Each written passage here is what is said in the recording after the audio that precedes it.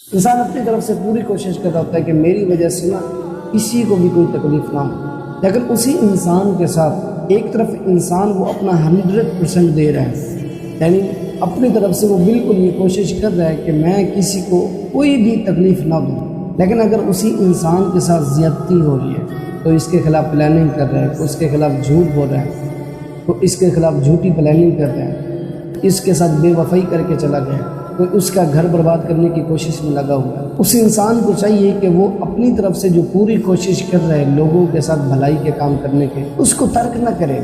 یہ نہ سوچے کہ میں لوگوں کے ساتھ اچھائی کا کام کر رہا ہوں لیکن لوگ میرے ساتھ اچھائی کا کام نہیں کر رہے، بلکہ وہ کیا کرے کہ وہ سوچے اور اس آیت کو مد نظر رکھے وَلَا نُضِيعُ أَجْرَ الْمُحْسِنِينَ، کہ اللہ تعالیٰ ہماری نیکیوں کے اجر کو کبھی بھی ضائع نہیں کرتا۔